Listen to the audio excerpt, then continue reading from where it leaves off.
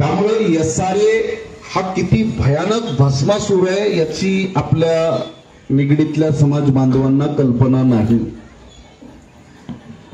स्वतः आनंदराज आंबेडकर साहेब हे बांद्रा खार या ठिकाणी एका एसआरएच्या प्रोजेक्टचे अध्यक्ष। काही दिवसापासून आपण त्यांच्या बिल्डिंगचं कन्स्ट्रक्शन चालू आहे। आदरणीय नेते आणि दुर्दैवानं त्या कन्स्ट्रक्शनचा बिल्डर मेला, एकंदरीतच जॉय बिल्डर, जाऊन टीका केली जाते। आणि 10-12 वर्षापासून तो प्रोजेक्ट पेंडिंग आहे, राजकीय पक्ष ज्याचे अध्यक्ष आनंदराज आंबेडकर साहेब आहेत। वैयक्तिक पातळीवर आतापर्यंत तरी बाबासाहेब आंबेडकरांनी मी एवढ्यासाठी आपल्या लक्षात आणून देण्याचा प्रयत्न करतोय टीका केलेली नाही की हा इतका भयानक भस्मासूर आहे नेहमीच होता की या भस्मासुराला अडवण्याच्या केली त्यावेळेस तर त्यांच्या की जितक्या खालच्या दर्जावर बाबासाहेब आंबेडकरांनी धर्मांतराची घोषणा केल्यावर किंवा धर्मांतर केल्यावर सुद्धा इथल्या हिंदूंनी केली नाही, इतक्या खालच्या पातळीवर टीका आपल्यातल्याच गाढवांनी केली। आणि ह्या अशा गाढवांची मजल जी आहे ना, ही दिवसेंदिवस वाढत चाललेली आहे।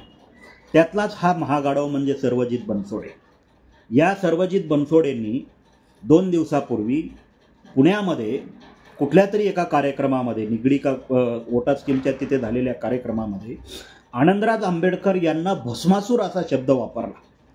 खरं तर आनंदराज आंबेडकर भस्मासूर कसे काय आहेत यावर स्पष्टीकरण सर्वजित बनसोडेंनी देणं काळाची गरज आहे। कारण सर्वजित बनसोडे हा 17 पक्ष फिरून आलेला कुत्रा, आणि ह्या 17 पक्ष फिरून आलेल्या कुत्र्यांनी आनंदराज आंबेडकरांसारख्या निष्कलंक व्यक्तीला कलंकित करण्याचा कार्यक्रम चालू केलेला आहे। कारण आता हे जिथे जातील तिथे तुम्ही सत्तेसोबत का जात नाही अशी प्रश्न लोक विचारत आहेत। तुमच्याकडून समाजाची कामं का होत नाहीत अशी प्रश्न लोक विचारत आहेत। इतके दिवस इंदू मिलचं काम रखडलं होतं ते आनंदराज आंबेडकरांनी केलं। इतके दिवस माता रमाई आंबेडकर स्मारकाचं काम रखडलं होतं ते आनंदराज आंबेडकरांनी केलं। डॉक्टर बाबासाहेब आंबेडकर यांच्या पीपल्स एज्युकेशन सोसायटीला 500 कोटीचा फंड आनंदराज आंबेडकरांनी मिळवून दिला। ही सगळी कामं आनंदराज आंबेडकर करतायत। लोकांना बोलायला शब्दच बाकी नाही आहेत। त्यामुळं आता लोक ह्यांना जिथं जातील तिथंच जोडे मारायला लागलेली आहेत। त्यामुळं सर्वजित बनसोडेसारख्या इकडं तिकडं फिरून आलेल्या चरून आलेल्या लोकांची आता मजल थोडी वाढायला लागलेली आहे, आणि ते डायरेक्ट आनंदराज आंबेडकरांवर टीका करायला लागलेले आहेत। खरं जर सर्वजित बनसोडेंच्या पार्श्वभागामध्ये जर दम असेल तर त्याने आनंदराज आंबेडकर हे भस्मासूर कसे आहेत हे पहिल्यांदा सिद्ध करून दाखवावं।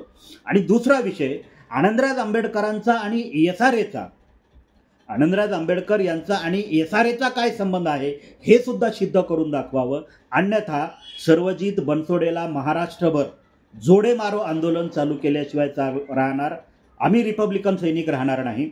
जिथं सर्वजित बनसोडे दिसेल तिथं त्याच्या तोंडाला काळं फासण्याचा कार्यक्रम इथून पुढे रिपब्लिकन सेनेच्या माध्यमातून चालू होईल।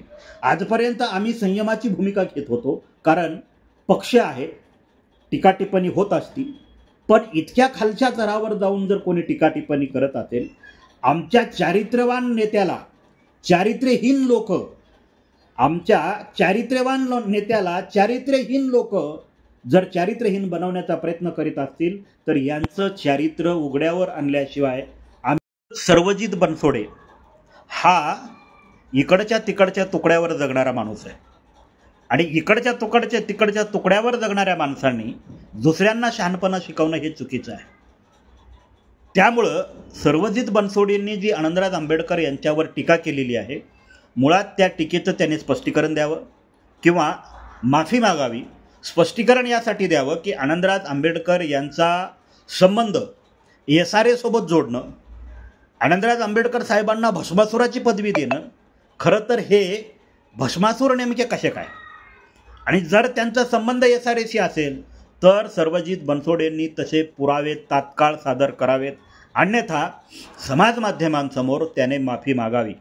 हा जो काही त्याचा तोंडसांबळेपणा चालू आहे, BSPमध्ये कुत्रं विचारलं नाही, शेवटी लाथा घालून हकलून दिल्या, BRSPमध्ये सुद्धा तेच झालं, आणि आता वंचितमध्ये येऊन सुद्धा जर तो आंबेडकर चळवळीमध्ये विष पेरायचा प्रयत्न करत असेल एकमेकांच्या नेतृत्वाबद्दल, तर हे विष पेरण्याचं काम त्याने योग्य वेळी थांबवलं तर त्याचं कल्याण होईल, अन्यथा भविष्यातली रणनीती त्याच्यावर आम्हाला आखावी लागेल.